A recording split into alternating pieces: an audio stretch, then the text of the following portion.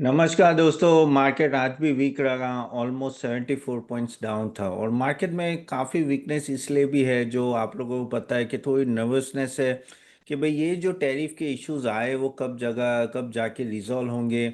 अभी भी कोई इंडिकेशन मिल नहीं रहा है कि नो कोई नेगोशिएशन हो रहा है। बातें चल रही है कि भाई हाँ, back of the door negotiation हो रहा है, बातें चल रही है, लेकिन ऐसी कोई डेडलाइन नहीं दिख रही कि भाई यहाँ तक का बातें हो गई है और यहाँ से अभी नो मे बी ये टाइम तक कह सकते कि निर्णय आ जाएगा। तो उसके वजह से मार्केट थोड़ा वीक है। प्लस जो जीएसटी का रेट कट आया है तो वो इम्प्लीमेंटेशन होने में अभी भी टाइम है, शायद 22 सितंबर।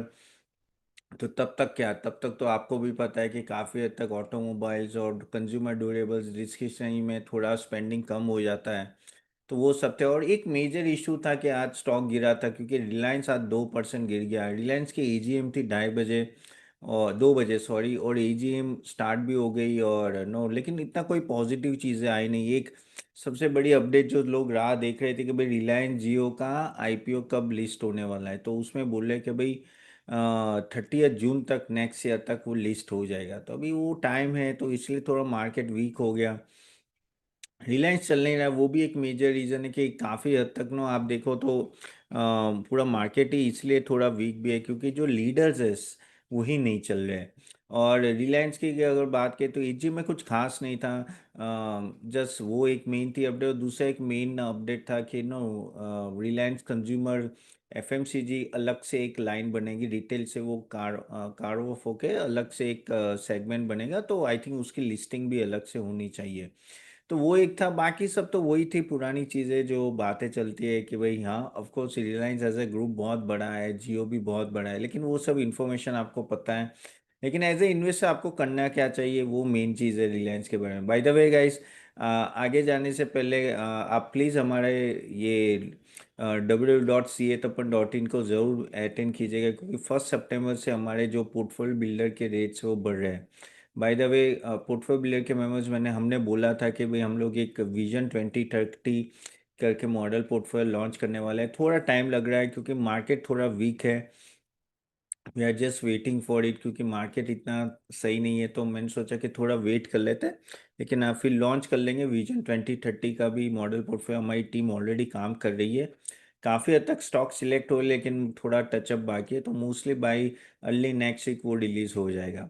और जिन्होंने हमारा पोर्टफोलियो अभी तक देखा नहीं है, प्लीज़ वेबसाइट देखे ज़रूर देखिए। चलिए बात करते हैं वापस रिलायंस के। तो रिलायंस के जो चार मेन कंपोनेंट है आपको भी पता है, Reliance Jio, Reliance retail, Reliance OTC, O two C यानी oil and oil to chemical, और चौथा है रिलायंस एनर्जी, जो ग्रीन एनर्जी 2026 से स्टार्ट होगी। और एक पांचवा सेगमेंट आप बोल सकते हो कि वो है डिज्नी और हॉटस्टार का जो कॉम्बिनेशन है वो। तो जियो हॉटस्टार करके जो है, तो वो भी एक बड़ा है। Almost 70,000 crore rupees of no investment किया गया है। लेकिन ये पांचों सेगमेंट की बात करें तो अपने लेवल पे काफ़ी बड़े हैं।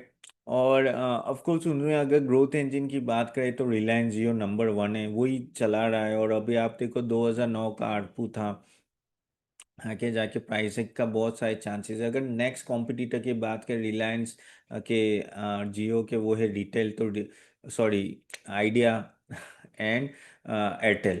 तो एयरटेल की अगर बात करें तो आरपू तो ऑलमोस्ट 280 है। अगर आइडिया की बात करें तो काफ़ी नीचे। तो अभी भी काफ़ी स्कोप है आरपू आरपू बढ़ने का। आरपू यानी एआरपीयू यानी एवरेज रेवेन्यू पर यूज़र।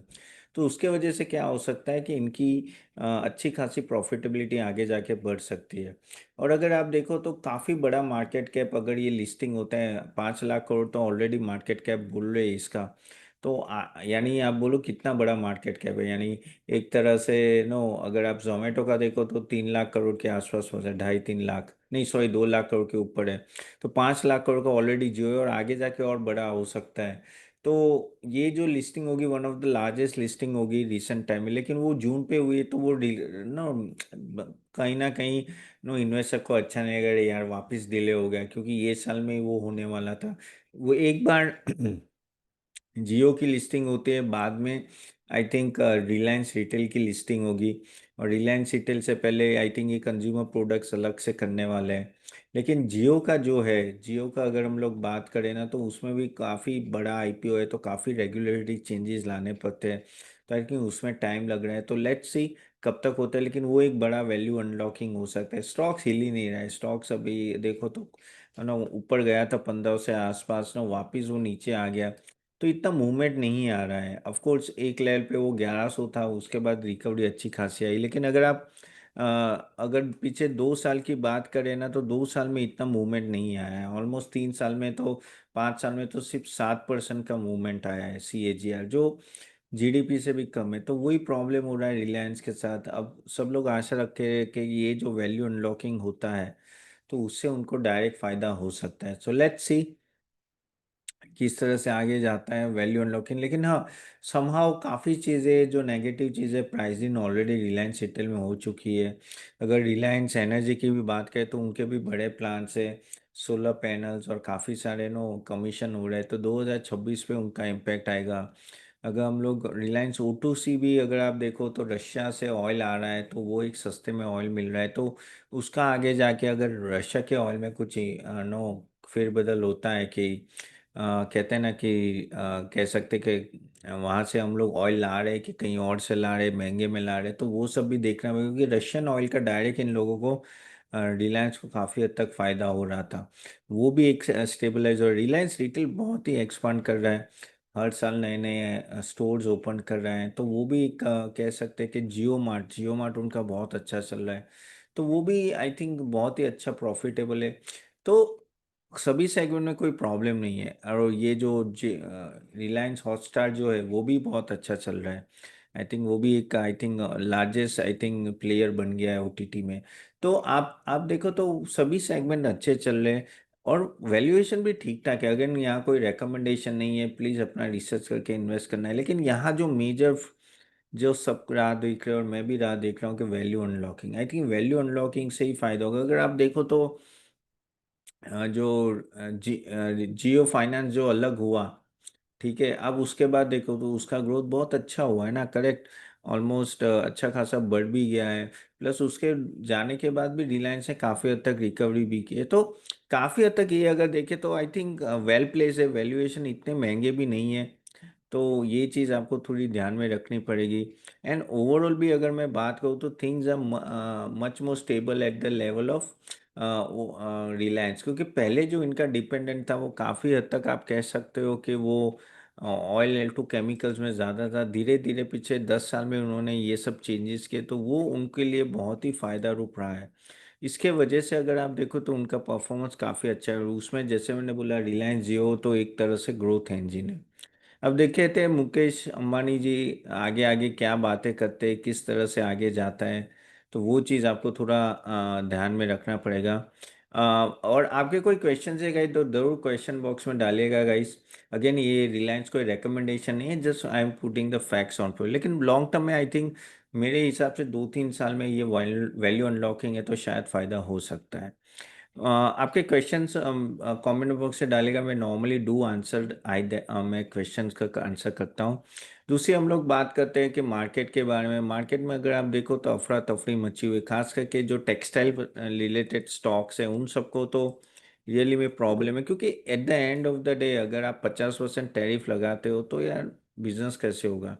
लेकिन अभी इतना गिर नहीं रहे, क्योंकि सबको आशा है कि यहाँ से कुछ ना कुछ चीज़ें होगी, कुछ ना कुछ पॉजिटिव चीज़ें होगी। और कहीं भी 1-2 महीने में ये मामला सुलट सकता है। देखो हम लोग ऐसा तो नहीं कि भाई लड़ना ही है, कहीं ना कहीं तो मामला सुलटना पड़ेगा। क्योंकि ये दोनों देश के लिए अच्छा नहीं, ना हमारे लिए अच्छा है, ना उनके लिए अच्छा है। आगे जाके भी बहुत सारी चीज़ें यहाँ से होगी जो नो जिससे नो आई थिंक शांति व्यवस्था हो दोनों की। देखो हम लोग ऐसे पकड़ के नहीं बेच सकते कि मैं दिखा दूंगा, नहीं, ऐसा भी नहीं है। बहुत बड़ी कंट्री है और बड़ा एक्सपोर्टेड है। ऑलमोस्ट कहते हैं 27 ट्रिलियन, हम तो सिर्फ 4 ट्रिलियन है। तो हमारे से तो कह सकते हैं कि 7 गुना बड़ी है। तो उनका एक्सपोर्ट मायने रखता है। तो देखते कि आई थिंक कहीं ना कहीं वो बैठ के आई थिंक मामला सुलझ जाए तो बेटर है सबके लिए। लेकिन उसमें टाइम लगेगा। लेकिन एज ए इन्वेस्टर आपको ये मौका होता है कि ना आप मार्केट जैसे अभी रियली में वीक है, आज भी स्टॉक ऊपर गए वापस नीचे आए। तो सही में वीक लग रहा है मार्केट, और यही प्रॉब्लम आ जाती है ना कि जब मार्केट में एक डर बैठ जाता है ना, तो वो डर दूर नहीं होता तब तक प्रॉब्लम है।